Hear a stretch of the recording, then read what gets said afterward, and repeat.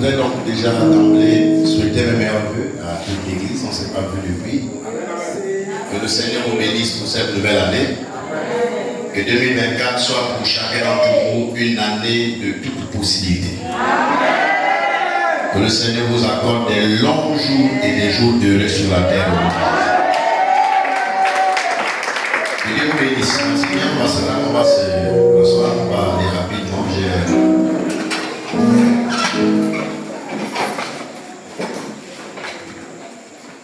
Bon, le pasteur ne est pas là. Au moins, il y a les membres du conseil qui sont là.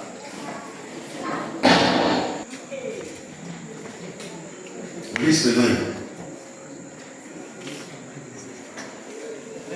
J'ai prêché.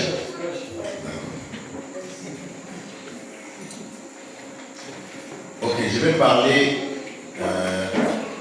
Jean-Louis m'a présenté sur une expression particulière. La thématique de notre séminaire, c'est quoi? Quand l'impossible devient possible. Quand l'impossible devient possible. Avant qu'on ne touche le thème, on va voir deux choses d'abord. Jean chapitre 1, verset 12. Chapitre 1, verset 12.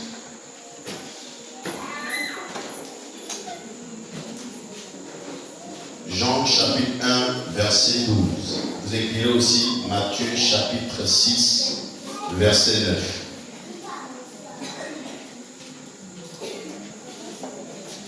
À tous ceux qui l'ont reçu, à ceux qui croient en son nom, elle a donné le pouvoir de devenir enfants de Dieu, lesquels sont nés non du sang, ni de la volonté de la chair, ni de la volonté de l'homme, mais de Dieu. Est-ce qu'on peut dire Amen? Vous avez tous lu le texte avec moi? Très bien, je vous rassois. Alors, je suis en train de petit à petit faire des choix, certainement m'écouter dans certaines relations, mais en même temps des choix qui vont m'aider à atteindre la raison pour laquelle je suis sur la terre. L'Église, petit à petit, plus nous évoluons, plus nous nous écartons de quelque chose de très fondamental, ce que nous appelons la nouvelle naissance. Nous voulons que les choses soient possibles, que l'impossible devienne possible pour nous, oui. Mais il y a une seule condition. Tout devient possible seulement pour ceux qui sont nés de Dieu. Nous sommes dans un contexte chrétien, nous ne sommes pas dans un contexte politique ou dans un contexte familial. Nous sommes dans un contexte chrétien. Nous sommes enfants de Dieu. L'impossible devient possible seulement pour ceux qui sont nés de nouveau. Et j'aimerais que tu poses la question à ton frère, est-ce que tu es né de nouveau?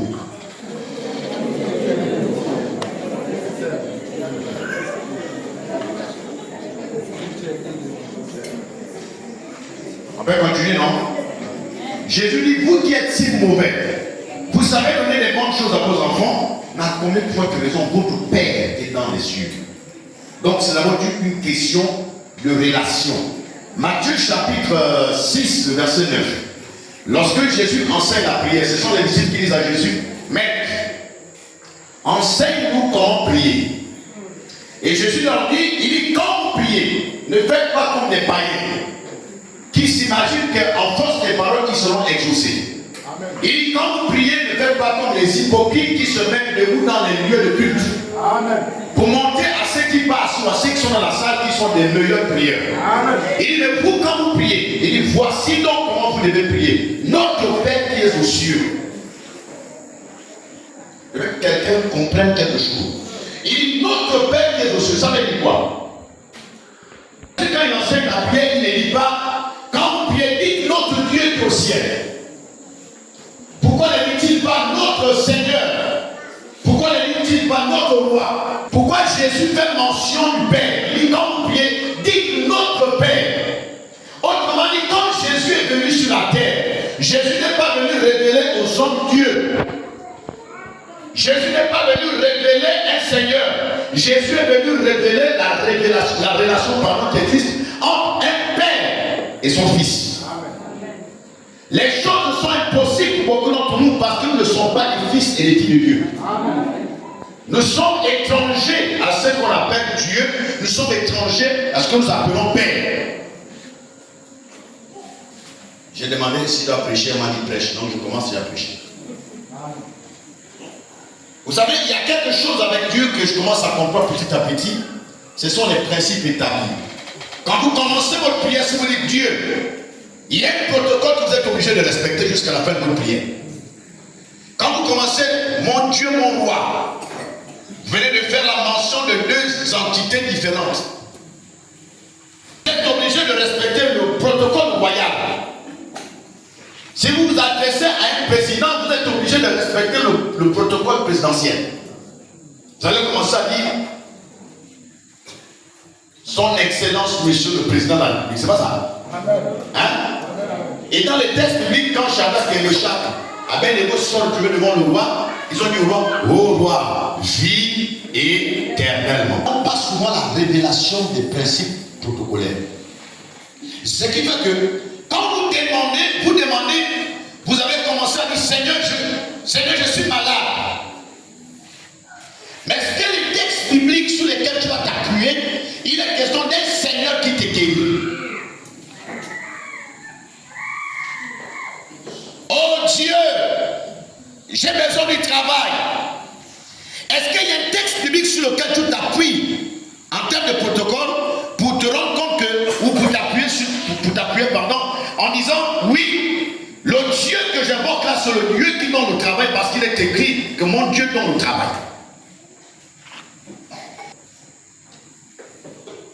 Vous savez, la formation théologique c'est bien, mais quand vous n'avez pas la révélation des choses qui sont écrites, vous allez être quelqu'un qui va tuer les gens. Vous allez devenir comme un infirmier, le médecin donne le diagnostic, il donne, vous appelez ça comment? L'ordonnance, et puis le malade achète l'ordonnance. Qui est censé administrer l'ordonnance là au malade? C'est pas l'infirmier. Maintenant, l'infirmier peut ne pas suivre ce qui est écrit convenablement. Si c'est trompe un peu, le malade peut mourir. Malheureusement, nos églises sont remplies aujourd'hui des gens qui sont comme des infirmiers mais qui ne suivent pas très bien ce qui est écrit. Et donc, Dieu nous aide. Quand l'impossible devient possible, ça ne devait pas exister pour nous en tant qu'enfants de Dieu. Parce qu'en tant qu'enfants de Dieu, tel Jésus est, tel nous sommes. Si tout est possible à Jésus, tout est possible à toi. Donc c'est un problème de compréhension. La façon dont on saisit le texte. Et quand j'ai lu ma petite verset 9, je pose la question à quelqu'un un jour, vous avez déjà vu Dieu au ciel? Qui est monté au ciel et puis il a vu que Dieu est là-bas? Non, je pose une question simple. La Bible dit, voici, je suis avec vous tous les jours, jusqu'à la fin du monde. Ah, c'est un. Il dit à tous ceux qui l'ont reçu, pas au ciel, à tous ceux qui l'ont reçu, dans le cœur. C'est pas ça. Il dit, je frappe à la porte. Si tu entends ma voix, tu ouvres ton cœur, j'entrerai chez toi. Je souperai avec toi. Et dans Jean et moi, nous souperons avec toi. Où? Au ciel ou sur la terre? Attendez. C'est-à-dire que le problème que nous avons, nous pensons que nous sommes un Dieu qui est loin, à des milliers de kilomètres. C'est pour ça que quand nous prions, nous crions. Amen. Et j'ai fait ça hier. Vous savez, moi, toute ma vie, cette église-là, on connaît un peu l'histoire du début de cette église. Nous crions ici souvent. Oh Seigneur, oh Dieu. Et puis un jour, il y a un frère suisse qui était arrivé à l'Astrovie, on l'appelait Jacques Terrasse. Et le Jacques là, il est arrivé ici. Pour ceux qui se souviennent encore. À l'Astrovie, on avait un frère, quand il prie, il tape comme ça. Seigneur, et puis Jacques, assis comme ça, il a eu peur. Il s'est éloigné. Quand il a vu le frère prier avec beaucoup, quand il prend le micro pour prêcher, il dit mais Lambert, mais toi tu fais peur toi. Il dit mais Lambert, Dieu il n'est pas sourd lui. Tu n'es pas obligé de crier comme ça, mais tu vas t'attraper les maux de tête. Bon, l'heure christianiste c'est là-bas, et puis pour nous, c'est le jour et la nuit.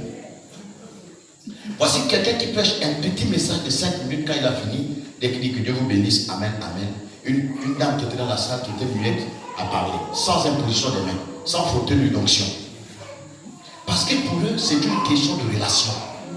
Et pendant qu'il est en train de prêcher, c'était 3 jours comme on va prendre là, Le deuxième jour, puisque j'allais sur le point dans l'hôtel et puis je l'amenais à la maison. Le deuxième jour, je le trouve là, il me dit non mais je suis fâché moi. Je dis c'est quoi? Il dit non, j'ai un frère en Suisse qui est malade là. Hein? Il y a Franck qui est malade en Suisse. Donc je suis en train de prier Jésus pour que Jésus fasse le miracle. Le lendemain, c'était le dernier jour, le dimanche. Donc dans la nuit, son Franck là décède. Et quand il vient à l'église le dimanche, il dit il est fâché. Il dit aujourd'hui je ne vais pas faire mention de Jésus dans ma prédication. Hein. Je m'en suis fâché contre lui. Hein. Donc, je lui ai demandé un service et puis il n'a pas exaucé quoi. Donc, écoutez un peu, regardez la conception du type. Il dit normalement il doit exaucer parce que c'est lui le faiseur des miracles. Vous comprenez? Donc quand il se fâche avec Jésus, c'est comme s'il voyait Jésus physiquement. Comme pour dire je n'ai pas de projet avec lui, on monte, on descend, ce qui m'a payé là, jamais je ne parle pas avec lui. On parle ici d'une dimension de relation. Donc Jésus dit, il dit quand on prédit notre Père qui est aux cieux, ça ne veut pas dire que Dieu est forcément au ciel. Ça veut juste faire mention de la dimension de celui à qui rien ne dépasse. C'est-à-dire celui à qui, c'est-à-dire qu'il n'y a rien qui est au-dessus de lui. Toutes les fois que tu rentres dans sa présence, tu sais que tout est possible. Parce que je sais un Dieu à qui rien ne dépasse. Le Dieu que je sais, c'est mon papa, c'est mon roi, c'est mon Dieu. Il est tout pour moi. Donc quand je rentre dans sa présence, automatiquement je sais déjà que ce pourquoi je me suis introduit dans sa présence a déjà été exaucé depuis. Est-ce que quelqu'un comprend quelque chose là? Ça c'est le début du séminaire. Je veux que tu comprennes d'abord. Pour que Dieu te réponde, comme je viens d'entendre dans le chant, je veux mon miracle aujourd'hui. Oui. C'est biblique d'ailleurs. Il y a cette femme-là qui est allée importuner Jésus. Jésus dit non, je ne suis pas venu pour vous. Je suis venu pour la descendance d'Abraham. Elle dit, il n'y a pas de problème. Elle dit, Jésus, je suis encore là. Jésus dit non, on ne donne pas la bonne nourriture aux chiens. Donc il traite la femme de chienne, une personne sans valeur. Écoutez ce que la femme va dire. La femme dit, mais tu as oublié que les chiens mangent souvent les liens qui tombent de la carte de leur maître. Quand Jésus a écouté ça, il dit, oh là c'est bon. Il dit, tu m'as eu, c'est bon. Reçois ton miracle. Est-ce qu'on peut dire bien? Donc la femme connaissait qui elle était, elle connaissait la relation qu'elle avait avec lui. Et souvent nous pensons que nous sommes prostitués, notre vie s'arrête là. Et nous pensons que nous avons échoué, notre vie s'arrête là. Non, il y a toujours un après. Mais tout dépend de la façon dont tu comprends. Tout dépend de la façon dont tu te regardes. Tout dépend de la façon dont tu t'examines. La façon dont tu regardes les textes bibliques. Vous savez, j'ai des pasteurs qui m'ont découragé dans la vie. Qui m'ont dit, toi là, tu ne seras jamais quelqu'un. Ils m'ont même maudit, ils m'ont même mis sous discipline.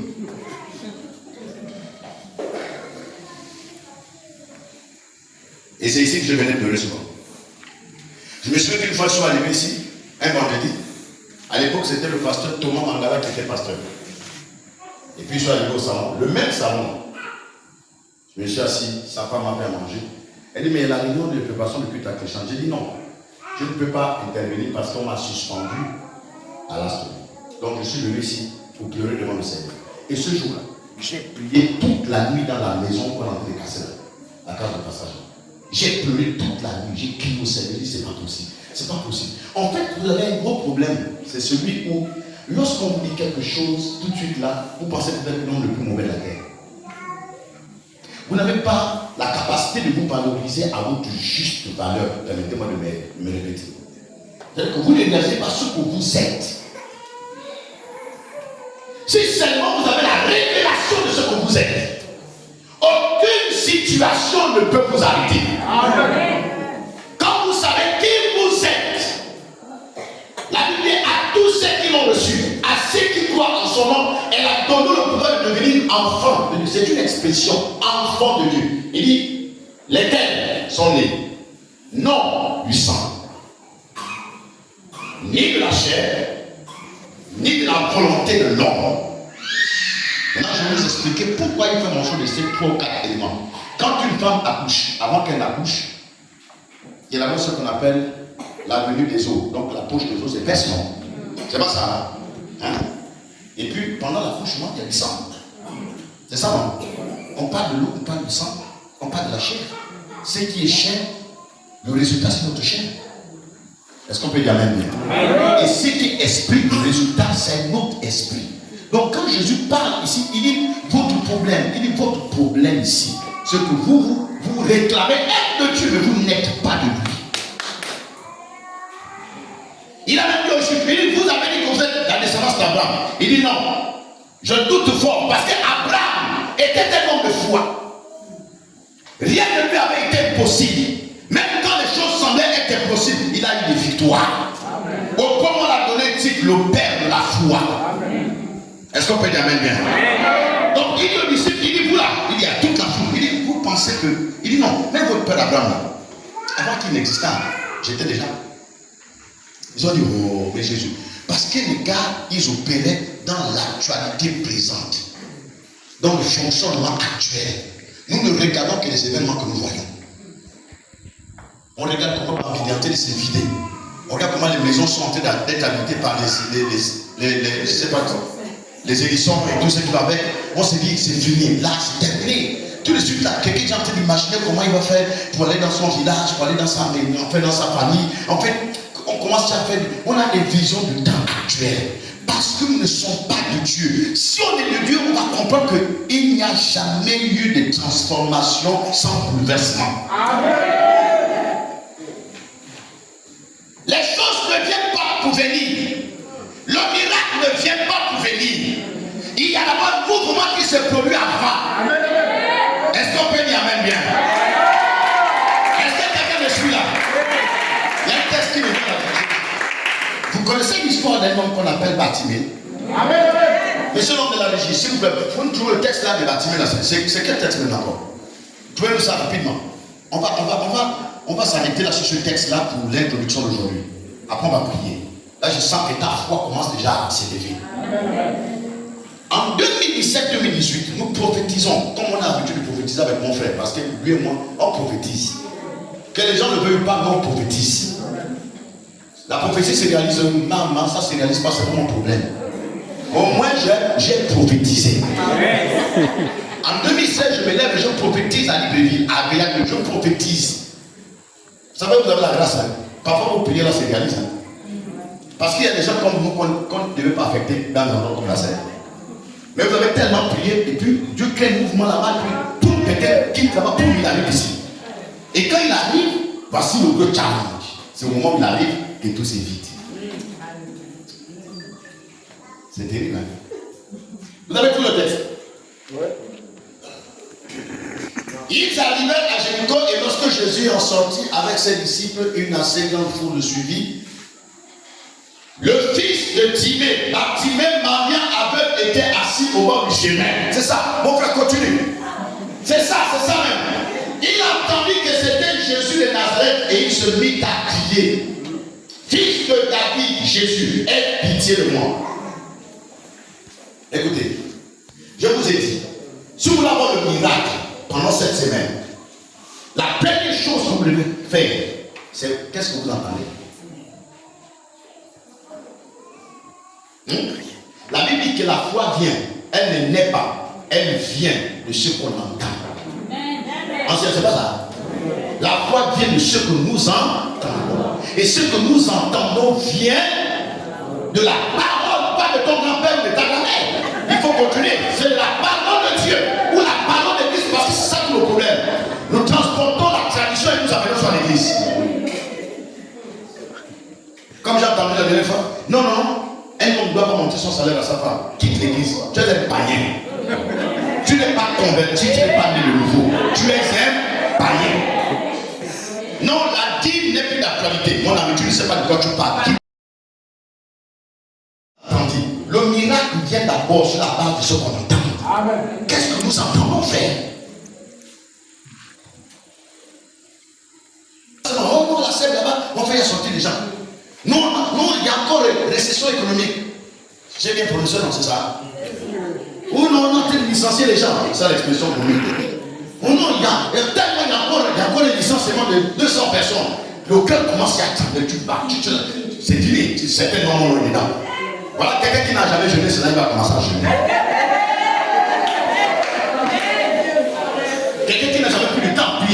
il se trouve que Dieu est déjà important, quoi. C'est là qu'il commence à prier, mon frère. Tu es en état. C'est-à-dire tu es en état. Que tu jeûnes, que tu ne jeûnes pas. Si depuis le ciel s'est arrêté, tu vas partir. Parce que tu n'es pas dans l'actualité de Dieu. Tu n'entends pas la voix.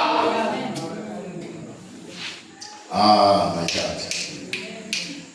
La première chose, quand Dieu parle à quelqu'un, je vous dis, tous les bouleversements que vous voyez en Afrique centrale, en Afrique de l'Ouest, c'est des choses qui ont été prophétisées il y a 7 ans en arrière. Mais l'église, donc les pasteurs, le corps pastoral, on a diabolisé la voix prophétique. On n'a pas cru. On a dit, les gens veulent se faire voir. C'est ce qu'on a dit à vie. Il veut se faire un nom, il veut se faire un titre. Voilà, il peut être tout le temps sur Facebook. Ça fait au moins 5 ans aujourd'hui, je ne touche plus Facebook. Je n'ai plus presque plus rien.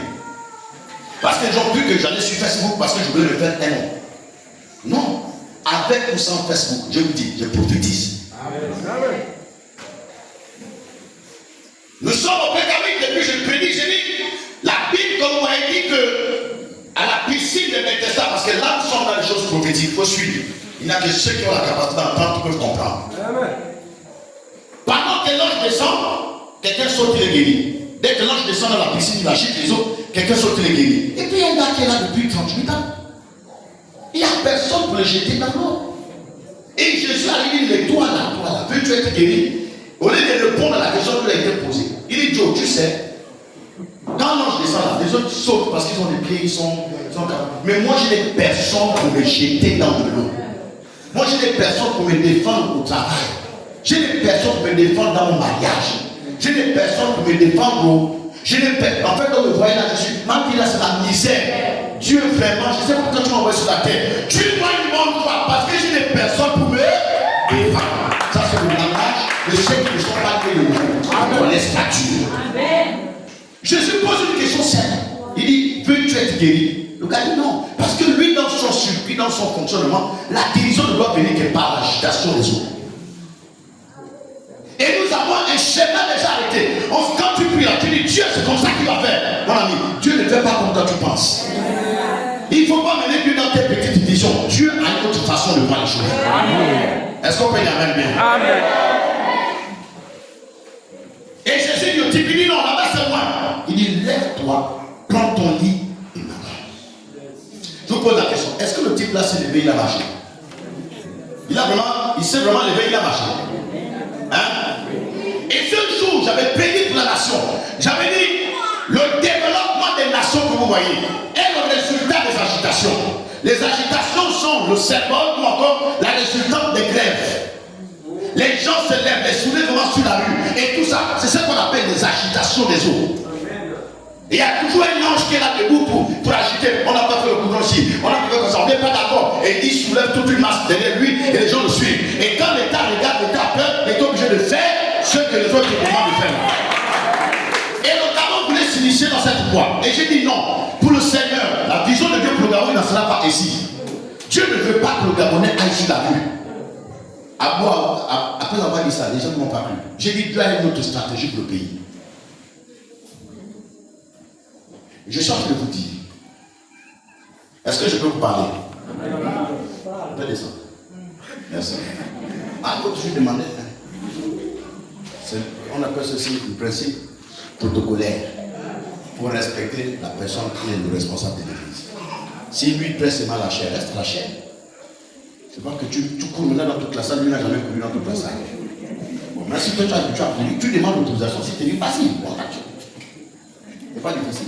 Tu rentres dans la maison de quelqu'un, tu vas dire pas dans la cuisine, tu ouvres la scène, tu ouvres la mamie, tu commences à te servir. C'est pas chez toi. Même si c'est ton beau frère, même si c'est ta belle-soeur, même si c'est pas chez toi là-bas. Et l'Africain, lui, non, moi si j'avais donné l'argent pour le mariage, laisse tomber tout ça. C'est pas ta maison.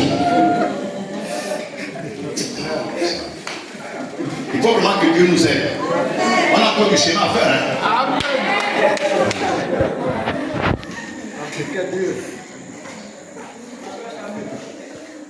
Vous savez, j'ai tenté de dire, la Bible dit si Dieu le veille, Ceux qui montent la veille en vain. Si Dieu ne garde une ville, ceux qui gardent cette ville la gardent en vain. Vous comprenez quelque chose là? Autrement dit, si Dieu n'est pas, si le fondement de cette structure dans laquelle nous sommes tous ici, si Dieu n'était pas au début de cette affaire-là, il va créer des mouvements parce qu'il veut mettre son nom. Amen. La Bible dit qu'à Dieu la gloire, non? Amen. Dieu veut que toute la gloire lui revienne. Donc, quand Dieu voit une fille, quand il regarde, c'est pas lui qui a posé le carreau. Vous pensez que là où il y a le carreau là, Dieu regarde. Nous avons mis les carreaux parce que c'est nous qui connaissons. On a fait l'école pour ça, c'est bien posé. Mais quand Dieu regarde, dans le programme de Dieu, ça ne fait comme ça. Mais quand Dieu doit mettre les carreaux, Dieu est comme l'État. Quelqu'un a construit ta maison de 5 milliards, il s'en fout. Le jour où il veut faire passer la route, il va casser ça, il passe. Amen. Parce qu'il a un programme, il a un plan qu'il a établi bien avant. Est-ce qu'on peut dire Amen bien? Et là, les gens sont en train de se poser des questions. Qu'est-ce qui se passe dans ma vie? Qu'est-ce qui se passe dans ma famille? Mais là, la fondation de ta vie, le fondement de ta chrétienté, est-ce que Dieu est-il vraiment la base? Au point où nos pères spirituels sont devenus des dieux aujourd'hui. Oh non, Facebook, vraiment, c'est intéressant. Les réseaux sociaux, je bénis le Seigneur, le Père de mon Père spirituel, le Père de mon Père spirituel, oh mon Père spirituel t'aime, oh c'est grâce à mon Père spirituel. Il n'y a pas de grâce. Toute la gloire doit revenir à Dieu. Toute la gloire. Tu es un faiseur de plateforme, tu n'es pas celui qui sauve les gens. Tu es un faiseur de destinée, mais tu n'es pas l'auteur de la destinée. Est-ce qu'on peut dire Amen bien? Tu es celui qui guide quelqu'un vers sa destinée, mais tu n'es pas celui qui a mis en place cette destinée pour t'approprier toute la gloire. Non, frère. Nous avons des enfants spirituels là. Oh, alléluia. Les enfants spirituels. Ça m'a dit la dernière fois, j'ai regardé quelqu'un que je lui dis, il dit frère, pendant qu'il prêche, il dit non, vous savez, mon fils spirituel, tel, vous connaissez tel, oui, c'est mon fils spirituel. Tout ça parce qu'il veut que tous ceux qui sont là le respectent, parce qu'il a un fils qui a un grand ministère. Et puis je lui dis, frère, à la fin au bureau, je lui dis, frère, tu connais tel? Il dit non. Je lui dis, va sur telle page Facebook, clique comme ça, il met le nom, c'est Mega Illégal. Il dit, oh, je dis, ça c'est mon fils. Il est au Ghana. Je dis, maintenant, mais aussi tel nom, il regarde en France. Il dit, oh, grande église. Je dis, tu as vu le nom? Je dis, tous ceux-là sont mes fils. Je les ai tous bénis et je les ai recommandés. Mais jamais je ne les lèverai devant les gens pour lui approprier toute la gloire. Nous avons quelque chose que nous devons faire, c'est regarder la fondation de notre vie et voir exactement à quel niveau nous sommes avec la paix de l'église. Dans la fête d'Alléluia, comme disent les Ivoiriens, la fête d'Alléluia, c'est devenu quelque chose qui est un business. Alléluia est devenu quelque chose où quelqu'un échoue dans sa vie et il devient Alléluia. Amen. Il met 3 chaises et puis il crie Alléluia, Alléluia, Alléluia. Et comme il sait que les femmes ont tous les problèmes, les femmes qui sont dans son affaire d'Alléluia. Il va commencer à dire, je te vois, tu as mal le bâton. Il y a une femme qui a mal le bâton. Si il dit ça, il y a au moins 5 femmes qui vont célébrer. Mais ce n'est pas une prophétie, c'est des bêtises. Parce que biologiquement, c'est prouvé qu'à une période de mois, la femme doit pas mal le bâton. Amen. Quand elle arrive à la période de l'ovulation, c'est clair. Donc, ce n'est pas une prophétie. Et comme le gars, il ne connaît pas Dieu, il a créé un business pour Alléluia, lui vendre. Et ils sont nombreux à la souffrir là, les gens de Alléluia, lui vendre. Donc nous qui prêchons, nous nous battons à prêcher l'évangile dans sa profondeur. Nous là, vous ne nous apportez pas l'argent, vous partez déposer ça là-bas. Cette semaine-là, vous allez m'amener l'argent. Est-ce qu'on peut dire Amen bien? Est-ce qu'on peut dire Amen bien? Regardez un homme qu'on appelle Bartimée. Je sais que je termine par là. Bartimée, ce gars-là, il était couché à l'entrée de la ville. La ville, c'est Jéricho. Et Jéricho est une ville, quand vous regardez les textes bibliques, elle était une ville qui était entourée. Attends, tu as entendu que Jésus. Non, répète d'abord. C'est Jéricho, non? C'est Jéricho? on dit les murs de Jéricho se sont écoulés. C'est le même Jéricho là. C'était la seule ville qui était bien protégée à cette époque. Parce qu'elle avait des murailles très élevées, mais d'une grande épaisseur. Et qui était aussi le symbole des choses spirituelles qui attachaient les hommes et les femmes de cette ville. Donc Jéricho, Bartimée n'était pas le seul à avoir les malades. Lui, il est né aveugle. C'est pour ça qu'il faisait la mendicité. Mais ce jour, pendant qu'il est assis, il est couché au bord du chemin. Je pose la question. Est-ce que c'était périodiquement que les gens entraient dans cette ville ou ils passaient là tous les jours? Ils passaient tous les jours. Parce que c'était comme un centre commercial. Vous comprenez? Donc les gens passaient tous les jours. Mais la Bible ne dit pas que, comme d'habitude, ils posaient la question, qui passe? Il entendait les pas. Et il y avait un bruit. Et pendant que les gens marchaient, Jésus était debout, devant, il marchait. Il pose la question, il dit, mais j'entends souvent les gens passer là. Vous savez, il y a la fête de Pâques, il y a la fête des pains sans levain, il y a la fête de... c'est quoi encore là? Des poulies et tout ça. Il y a tellement de fêtes, les 7 fêtes là. Les gars là pratiquaient encore ces choses-là. Ils pratiquaient. Donc ça veut dire que chaque fois les gens passaient par là, ils entendaient le bruit, mais ils ne posaient pas la question. Mais ce jour-là, le bruit qu'ils avaient entendu était différent. Il attendait, il dit, s'il vous plaît, vous qui passez là, qu'est-ce qui se passe? Ça veut dire que j'entends souvent les pas des gens. Mais là, les pas que j'entends là me produisent un langage. Je ne comprends pas ce qui se passe. Expliquez-moi ce qui se passe. On dit au Dieu, tais-toi. C'est Jésus de Nazareth qui passe par là. C'est comme ça que nous faisons. Non, toi, calme-toi. Moi, dans mon église, mon pasteur, il est puissant. Vous, dans votre église, alors ce n'est pas comme moi, dans mon église, mon pasteur, c'est un grand homme de Dieu. C'est-à-dire, on dit aux autres, taisez-vous, Jésus, c'est Jésus, tais-toi. C'est Jésus de Nazareth qui passe. Il aurait pu s'arrêter, mais il s'arrête.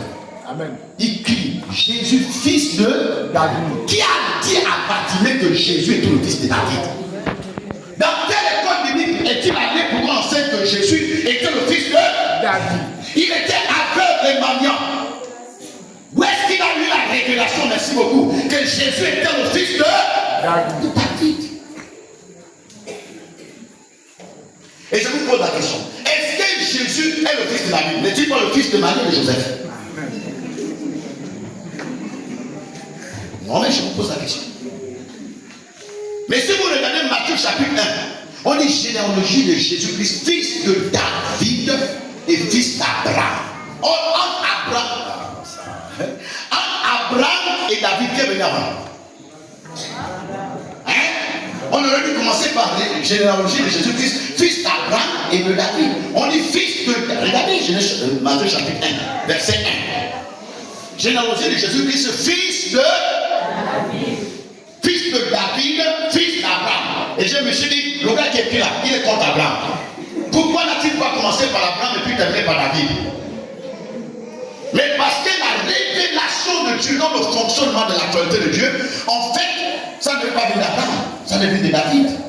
Donc Jésus est le descendant à partir de David, parce que c'est le fils de David. Qu'est-ce qu'il raconte? C'est le fils de David, effectivement, qui a mis au monde celui qui a perpétué jusqu'à Joseph. Pour que Jésus puisse naître. Voilà pourquoi on dit fils de David, fils d'Abraham. Mais là, n'est pas le problème. Je vous pose la question. Qui a dit à Bartimée, quelqu'un qui n'est jamais allé à l'école? Qui a dit que Jésus était le fils de David? Et puis, quand il crie, fils de David, et pitié de moi. La Bible dit plusieurs de le venaient pour lui faire taire. Tais-toi, laisse le mec passer, tu le déranges. Mais il cria plus fort. Amen. Fils de David. Jésus s'arrêta. Vous savez, il y a des choses, hein. C'est comme là où nous sommes là. Vous voyez un Jésus incarné à un homme qu'on appelle l'Endor. Et puis il va faire 4 jours avec vous. Mais vous ne voyez pas que c'est Jésus qui est là, vous voyez que l'Endor. Vous comprenez quelque chose là? Amen. Est-ce que vous comprenez quelque chose là? Amen. Jésus ne savait-il pas que le type était aveugle? Amen. Quand il est passé, n'a-t-il pas pu bâtir là? Amen. Non, pourquoi Jésus est-il passé? Et... Pourquoi Jésus est le Dieu qui fait des miracles? Hein? Il arrive au bord de la piscine, il trouve le type, il dit, on veut que tu guéris. Le gars, il fait la philosophie, il dit, non, calme-toi, lève-toi, prends ton lit, marche. Pendant qu'il a été enseigné dans une maison, voilà les gars là qui pèsent le toit de la maison et ils font descendre un paralytique aussi. Jésus regarde, il dit, oh, qu'est-ce qui se passe? Non, dit non, on veut que tu puisses le guérir. Et puis Jésus nous explique, il dit au type, il dit, tes péchés te sont pardonnés. Les gars disent, comment? Non, on veut qu'il le guérisse, parce que le problème du type était attaché au péché. Donc il fallait qu'il soit d'abord pardonné de ses péchés pour que le miracle arrive. Les gens continuent à parler, il dit non. Quoi? Vous pensez que c'est difficile de dire à ce type-là, prends ton lit, lève-toi et marche. Et il s'est levé, il a marché. Mais pourquoi quand il arrive devant Bartimée, il passe?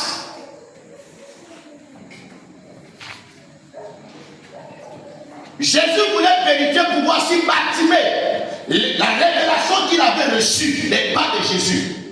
Parce que Bartimée, il avait catapulté dans l'ancienne alliance. La guérison sera sous ses ailes. Parce que mes tissus, nous sommes guéris. Donc pendant qu'il marche, je m'appelle guérison. C'est moi qui donne la vie aux aveugles. C'est moi qui recouvre ceci. C'est moi qui fais la guérison. Et puis, Bartimée entend ça sonne tellement dans son oreille. Il dit non. Et quand il dit c'est qui? Jésus de Nazareth qui passe par là. Il arrête Jésus. Jésus ne va pas vers lui. Il dit faites-le venir ici. Et quand il arrive, Jésus lui dit bon, que veux-tu que je fasse pour toi? C'est un mendiant, non? Il est mendiant, oui ou non? Il aurait pu faire comme le gars qui était couché à l'entrée du temple, qui a dit à Pierre les gens, il dit donnez-moi un peu de l'argent. Les autres ont dit on n'a ni or ni argent. Parce que lui il était dans l'actualité seulement de l'argent. Mais Bartimée, pendant qu'il entend Jésus parler, je lui dis que veux-tu que je fasse pour toi? Il dit oh, mais tu penses qu'il y a quoi? Moi j'ai déjà entendu, j'ai la révélation. Je vais découvrir la vie. Comment savait-il que Jésus est celui qui accorde la vue aux aveugles?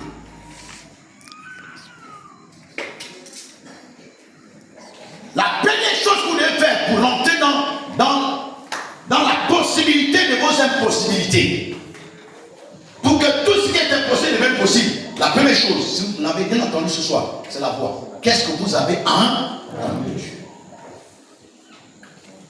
Si vous entendez seulement la voix du révérend tel, la voix du prophète tel, mais dans la voix d'un homme se trouve le message de Dieu. Il faut dire d'abord que cet homme qui libère le message soit né de nouveau, pour que dans sa voix soit incorporé dans sa voix la puissance de la parole du Dieu créateur du ciel et de la terre. S'il n'y a pas ça, nous allons geler, prier toute notre vie. Le cancer sera toujours là. Les gnomes seront toujours là. Le sida sera toujours là. La pauvreté sera toujours là. Et ça, vous allez voir les gens. Non, j'ai prié toute ma vie. J'ai prié dans vos églises. Il n'y a rien là-bas. Là-bas, avec les critiques, on critique les gens, on parle mal des gens et tout. Là-bas, il n'y a rien. Et tout. Moi, je suis plus dedans. Je suis à vos églisiens. Je suis là bouddhiste et je connais beaucoup de chrétiens, même des pasteurs qui ont renoncé, sont devenus des bouddhistes aujourd'hui. Ça veut dire que le gars voulait faire son alléluia afin de manger. Et comme ça n'a pas marché, il faut chercher là où ça va marcher. Et il est parti où il peut mentir les gens avec les feux, et les gens apportent les 10 000, les 20 000, les 50 000, et il peut se nourrir. Que Dieu lui pardonne. Est-ce qu'on peut dire amen bien? Qu'est-ce que nous entendons? Pendant que j'étais dans le véhicule, c'est cette voix qui sonnait dans ma tête. Qu'est-ce que l'Église entend? Qu'est-ce que nous entendons aujourd'hui? Qu'est-ce que nous entendons aujourd'hui? Vous savez la Bible que vous lisez là, cette Bible. Dans cette Bible, il y a votre histoire. Il y a l'histoire de votre destinée, de votre famille, votre devenir. Mais quand vous lisez, vous ne comprenez rien parce que vous lisez humainement parlant. Vous lisez avec la capacité intellectuelle. Vous ne lisez pas avec la dimension surnaturelle pour comprendre ce qui est écrit. Amen. C'est pour ça que je suis en train de regarder l'église et puis je me dis, tiens Seigneur, est-ce que nous allons continuer comme ça? Je veux bien avoir une église de 500 personnes, de 1000 personnes, qui donnent chacun sa dîme, son offrande. Mais je veux avoir une église de 3 personnes et être rassuré que les 3 là, ils sont les nés de l'eau. C'est des gens qui entendent. Voilà pourquoi la Bible dit, mes brebis entendent ma voix. Ils écoutent ma voix. En grec, c'est akou. Ça veut dire la capacité d'entendre, comme vous m'entendez là. Et vous analysez le son qui est contenu dans la voix que vous entendez. Les brebis entendent ma voix. Ils reconnaissent ma voix. C'est la dimension de l'analyse. On analyse la voix et on reconnaît ce qu'il y a à l'intérieur de la voix. Et j'avais dit ça ici ou dans notre église, c'est pas trop. Quelqu'un qui a son père, le père il arrive vite, où il a l'astronomie et puis il t'appelle le matin, il prend un autre numéro, il t'appelle. Il n'a pas besoin de dire que c'est moi ton père. Il appelle ça, monsieur Yabawi, bonjour, bon écoute, j'ai te fait le dépôt là. Tout le monde asperge là-bas et puis tu m'envoies ça en ville. J'ai faim. Je sais que je vais manger aujourd'hui. Est-ce que Roméo va dire, c'est qui? Hein? Il a entendu la voix, non? Mais comment sait-il que c'est son père? Par rapport, non? Il est parti dans quelle école publique pour reconnaître la voix de son père? Je vous dis, frère, on doit revenir dans les fondamentaux. C'est pour ça qu'on a des bagarres avec l'église aujourd'hui. Il y a des pasteurs qui établissent, ils donnent des directives, des gars, ils donnent des directives, il y a des gens qui ne sont pas d'accord. Parce qu'en fait, ils ne se reconnaissent pas dans le pasteur. Hein? Est-ce qu'on peut dire même bien? Amen. Ils sont des Tobidja et des Sambala qui sont là juste pour persécuter le pasteur qui est là. Alors que le pasteur a une voix qui donne. Est-ce que vous me suivez là? Amen. Vous me suivez? Amen. Bâtiment entendu la voix. Et tout au long de cette semaine, il faut que tu entendes une voix. Si ton entendement spirituel est bouché, je viens le déboucher par la puissance du nom de Jésus-Christ. Il faut que cette semaine, tu entendes quelque chose. Est-ce qu'on peut dire même bien? Tu es capable d'entendre la voix de Dieu telle qu'elle est. Voici une soeur. Elle passe le bac avec les autres. Avant de passer le bac, elle vient me voir. Elle me dit, oh frère. Il dit, c'est quoi? Elle dit, non, j'ai une bonne et une mauvaise nouvelle à t'annoncer. Je dis, c'est quoi? Elle dit, voilà, je t'ai dans mes temps de prière pour l'examen. Et puis Dieu m'a dit que je vais prier sur le bac. Je dis, Dieu que je connais. Il t'a dit, toi, que tu vas jouer au bac. Elle dit, ça c'était la mauvaise nouvelle. Maintenant, la bonne nouvelle, c'est qu'il m'a dit, l'année après, donc 2 ans après, donc je vais rater le bac 2 fois. Maintenant, la 3e fois, ce sera la bonne année pour moi. Je gagnerai le bac et je finirai en Chine. C'est là où je vais rencontrer mon mari, je vais me marier là-bas et tout. Et puis je dis, un mois de j'ai regardé la soeur, je dis vraiment, les chrétiens. Mais ça, c'est quelle révélation que Dieu m'a annoncée? Donc Jésus, le Dieu que je sais, voilà la dimension dans laquelle j'étais. Pour moi, échouer à un examen, c'était un échec. Hein?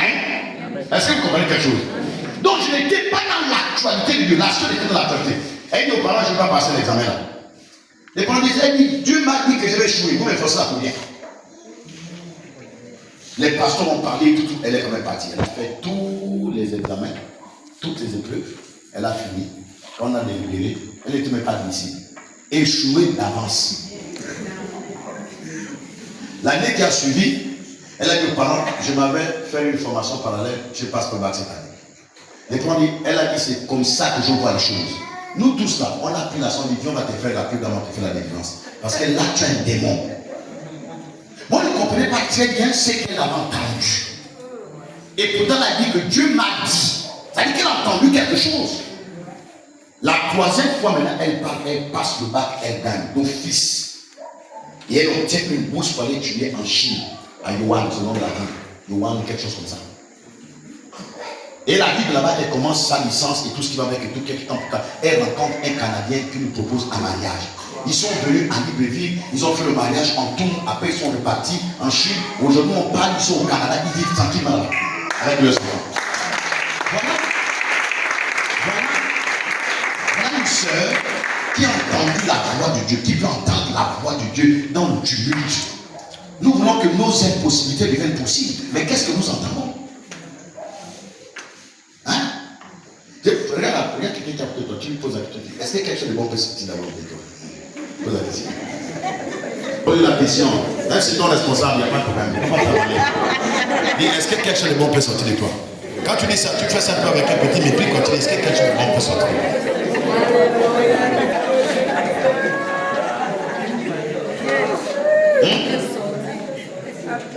Est-ce qu'on peut dire Amen bien? On peut dire Amen bien. Quelqu'un de prêcher dans sa forêt. Dans mon village, je prêche dans la forêt. Je fais des rêves où je prêche des milliers de personnes et quand je me réveille, je suis au village.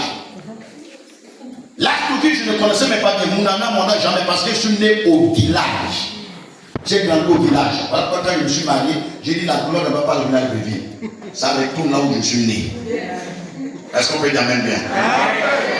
Après, on m'a dit, bon, on va te consacrer le bébé, j'ai tout fait, mais voici revenu à la base où les choses ont commencé. Ça veut dire que la révélation, il faut saisir. Je suis en train de. Ça veut dire que je prêche dans le rêve, je fais des visions, je prêche des milliers de personnes. Et quand je me réveille, je regarde ma petite chambre, en haut les taux, en bas les taux. Je regarde même le lit sur lequel je suis. Je dis, moi, quand je me réveille le matin, je prends le fusil, je dis, bon, je m'en vais regarder les pièges. Quand j'arrive en couche, je ne sais pas ce qui me prend, je commence à pêcher la forêt. Donc je voyais les arbres là comme des êtres humains. Et je criais. Voilà pourquoi ma voix là, elle ne peut pas se casser tout de suite. Ça n'a pas commencé aujourd'hui. Et je criais depuis belle. Et vous vivrez. Je prenais tête, je ne savais pas ce que je faisais à cette époque. Mais j'étais poussé quand même à prêcher comme ça. Je prêchais. Et puis un jour, c'est dans ce chantier-là, mais à l'Elama,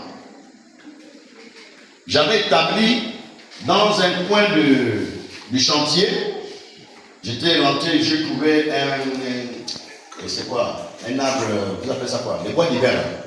Il y avait un bois d'hiver qui était là, et j'ai déboussé tout autour. Et j'ai dit, ça c'est ma maison de prière. J'y allais très tôt le matin, dans les 5 heures par là. Et j'y allais vers 16h, 17h. Un jour, je suis resté jusqu'à 23h.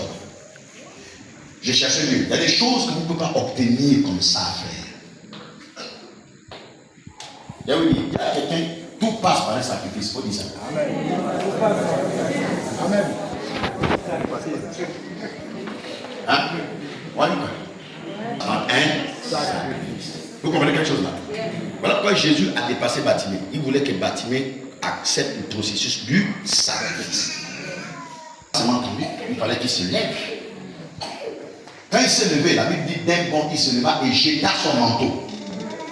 Nous refusons de jeter les manteaux. On veut que le même manteau là, quand je me suis converti, je suis là et tout, je chante avec un manteau, depuis là je chante avec le même manteau. Écoute, l'onction de 2024 n'a rien à voir avec l'onction de 2016. Hein?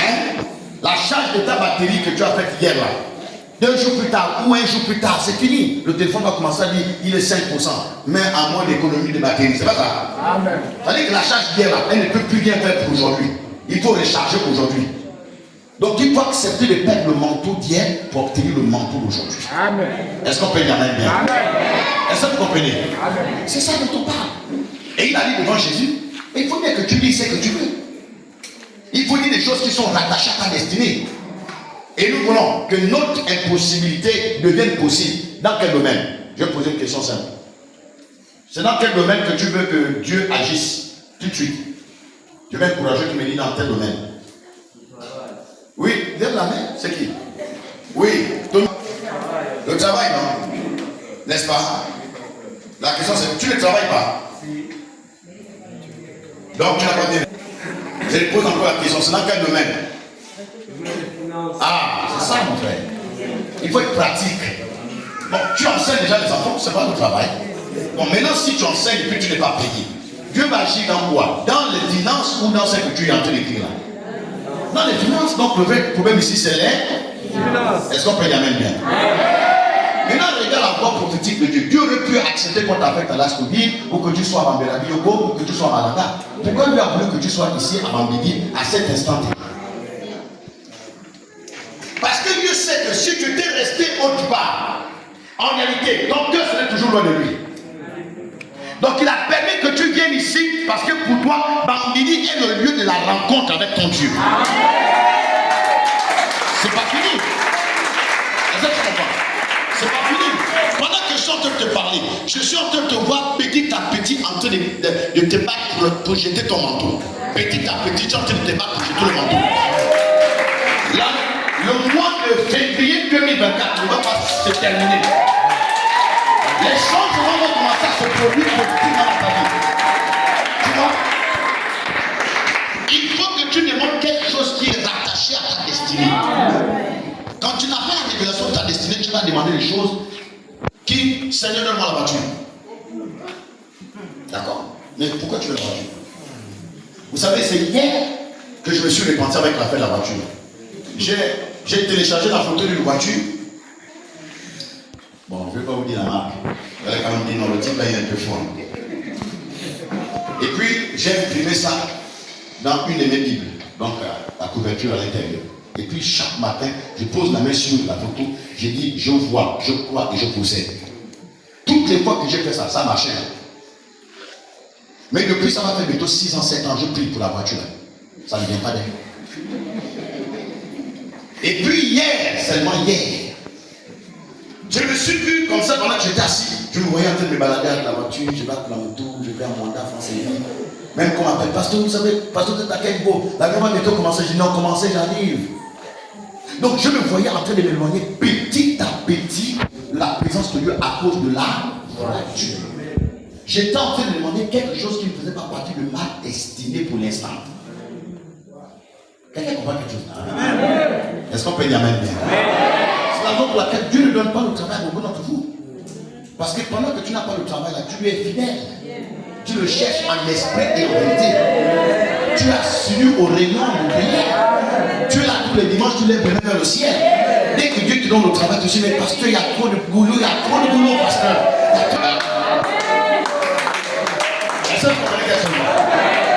Il y a des gens qui se sont éloignés de Dieu à cause du travail. Donc je veux me marier au Seigneur, donne-moi le mari, donne-moi la femme. Et quand tu femme, mais mes soeurs, c'est comment tu vas plus dans la Bible déclare que la femme mariée doit servir son mari. C'est toi qui viens de te marier? Non. Elle est où c'est qui vient de se marier là? Elle n'est pas là. Son mari n'est pas là. Elle est où? Celle qui vient de se marier récemment là, il y a eu un mariage. C'est pour ça que je voulais parler avec mon Dieu. Il n'y a pas qui connaît des ici. Mets-toi debout. C'est quoi votre relation avec la dame qui vient de se marier? La femme du petit frère de celui qui s'est marié. Maintenant, écoute, il faut répéter ça exactement comme je dis. Le vent souffle. Le vent commence à souffler avant que le mariage ait lieu. Tu comprends? Il faut qu'elle se rappelle de tous les événements autour de ce mariage. Maintenant, pendant que je suis en train de parler, prophétiquement, je vois que le vent qui a été soufflé, là, qu'on vient de souffler sur sa vie, c'est un vent qui va créer des vraies palabres dans le foyer. Mais comme ce qui est révélé est déjà vaincu d'avance, aussi vrai que je suis un point établi sur la terre et que Dieu m'a donné le message, je vais te dire, il faut la dire, elle et son mari. Tu dis, dans un futur présent, ça c'est le temps que j'ai créé avec Dieu. Dans un futur, mais dans le présent, les arbres se casseront du côté de son mari et de son côté. Ces choses arriveront telles que je suis en train de vous dire. Après quoi, ils vivront des jours heureux. Amen. Est-ce que quelqu'un me suit là? Amen. Est-ce que quelqu'un me suit? Vous pouvez me donner un bon amen là.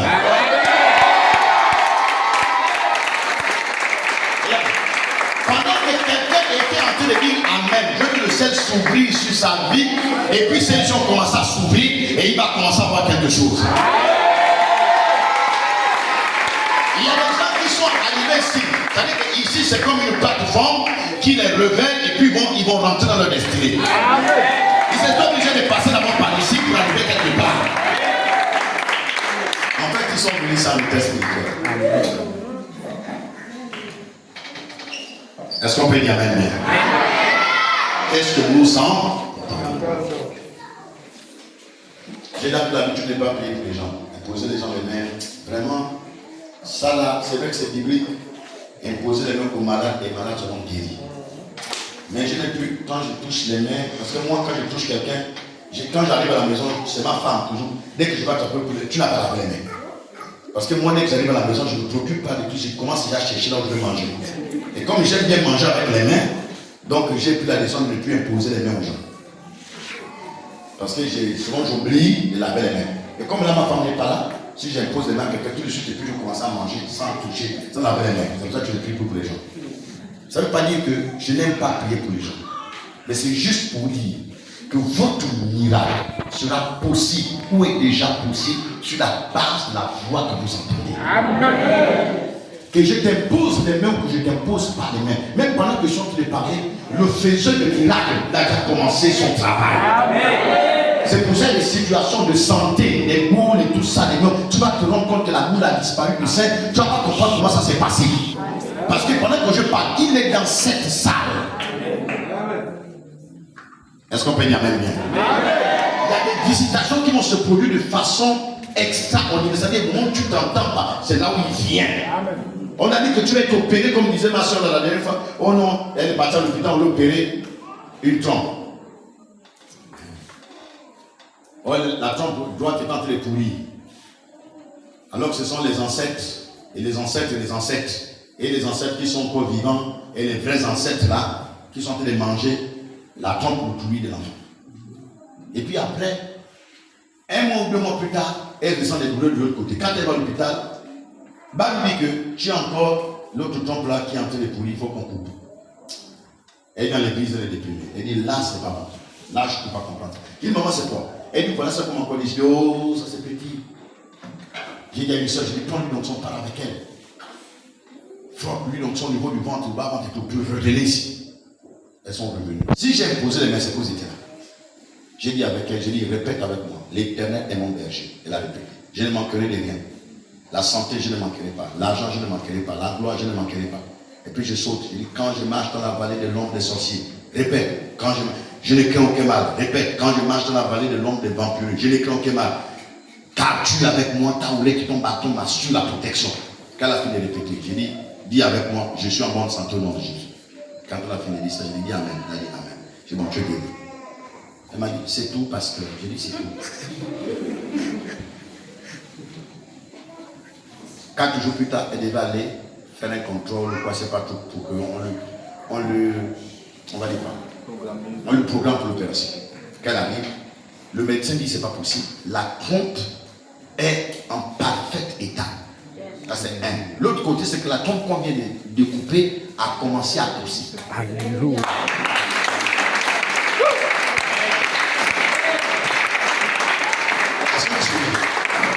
Est-ce que vous me suivez là?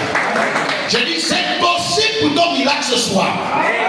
C'est-à-dire ce que tu attends, c'est possible que tu le reçoives maintenant, à l'instant même. Tout dépend de ce que tu entends. Qu'est-ce que tu entends? Est-ce que quelqu'un me suit là? Je dis pour toutes les personnes qui sont sur la même longueur d'onde que moi, pendant que je suis en train de parler, vos miracles sont déjà disponibles. Amen. Tout ce que vous avez à faire, c'est d'élever un peu votre niveau de foi et de saisir votre miracle par la foi. Il faut que tu sortes d'ici avec ce miracle. C'est pas demain. Elle a dit je veux mon miracle aujourd'hui. Bon, reçois ton miracle aujourd'hui. Je ne sais pas quel domaine, mais je dis reçois ton miracle maintenant dans le nom de Jésus. Pas demain, maintenant, reçois ton miracle au nom de Jésus-Christ. Parce que chaque jour suffit sa peine. Aujourd'hui, il y a un miracle pour quelqu'un. Tu ne parles pas sans ce miracle. Je ne sais pas dans quel domaine. Mais reçois ce miracle dans le nom de Jésus. Je vois une localisation, une visitation spéciale. Reçois ton miracle maintenant dans le nom de Jésus-Christ de Nazareth. Là, il y a des blocages, il y a des complications. Je vois le Saint-Esprit en disant reçois ton miracle dans le nom de Jésus-Christ de Nazareth. Est-ce que tu comprends quelque chose? C'est bon? J'ai un chant que mes frères congolais ont composé qui m'a. En fait, c'est ce chant-là. J'aime tout ce chant. Je suis un plat pour les notes. Epikaïzo, l'ombre du Tout-Puissant. Mais Bambidi doit dire, ça c'est le roi de Dieu. Epikaïzo, l'ombre du Tout-Puissant. Même les sorciers doivent dire, ça c'est le roi de Dieu. Epikaïzo, l'ombre du Tout-Puissant. Même les sorciers doivent dire, ça c'est le roi de Dieu. Epikaïzo, l'ombre du Tout-Puissant. Même les sorciers doivent dire, ça c'est le roi de Dieu.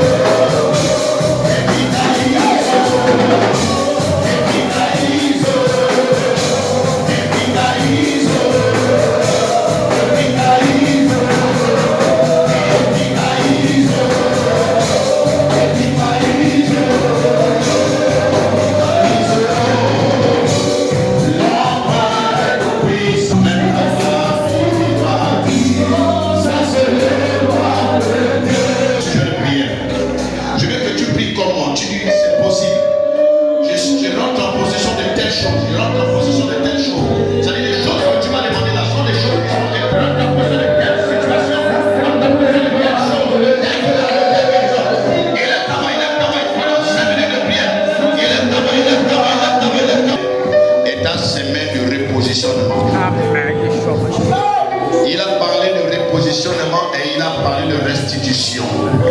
C'est la semaine où Dieu va faire en sorte que tout ce que tu as perdu te soit restitué. Amen. Dieu est en train de parler à quelqu'un, il dit il va te reposer là où tu devais te positionner depuis très longtemps. Si j'étais toi, j'allais donner un amen très vibrant.